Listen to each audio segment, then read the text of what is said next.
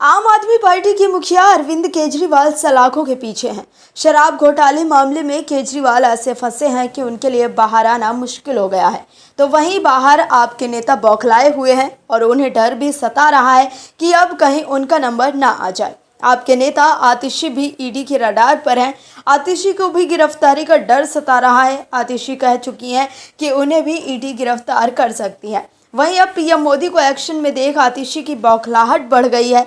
आतिशी को डर है कि अगर बीजेपी फिर से 2024 में जीत गई तब तो कहीं आपके सभी नेता सलाखों के पीछे ना पहुंच जाएं, क्योंकि आपके नेताओं ने जो कांड किया है उसका खुलासा अब हो रहा है।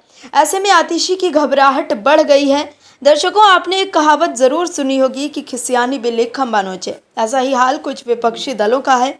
पीएम मोदी ने जो बीजेपी का संकल्प पत्र जारी किया है उसको देखकर विपक्षी दल दांत निपोड़ने लगे और विपक्ष में रहते सिर्फ विरोध करने लगे।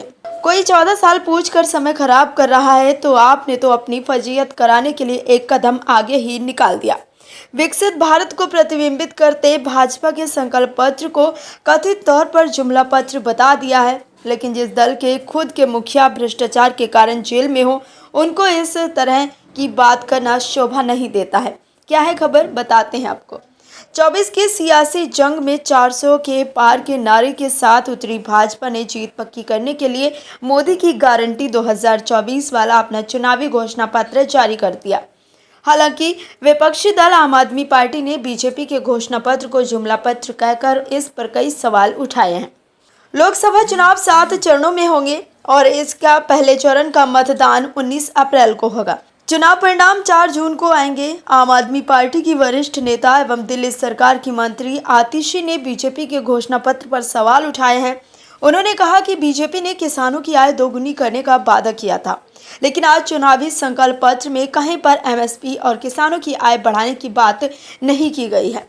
उल्टे सरकार का किसान विरोधी चेहरा सभी ने देखा है। जब किसान दिल्ली आकर शांतिपूर्ण प्रदर्शन करना चाहते थे तो हरियाणा के बॉर्डरों पर सड़कों पर कंक्रीट की दीवारें खड़ी कर दी गई। आतिशी ने कहा कि शिक्षा और स्वास्थ्य के नाम पर भी केंद्र सरकार ने धोखा दिया है। आयुष्मान भारत योजना का जिक्र पूरे देश में किया जा रहा है।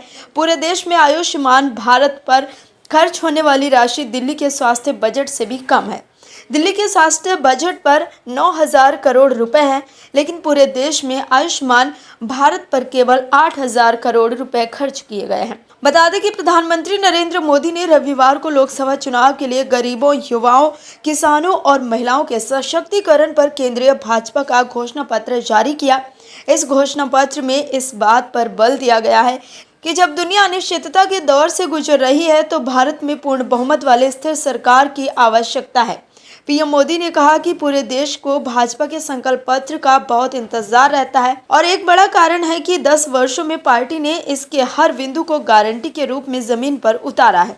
उन्होंने कहा कि भाजपा के मैनिफेस्टो की सूचिता को फिर स्थापित किया गया। यह संकल्प पत्र विकसित भारत के 4 मजबूत स्तंभ युवा शक्ति, नारी शक्ति, गरीब और किसान, इन सभी को सशक्त करता है। हमारा फोकस गरिमापूर्ण और गुणवत्तापूर्ण जीवन पर और निवेश से नौकरी पर है।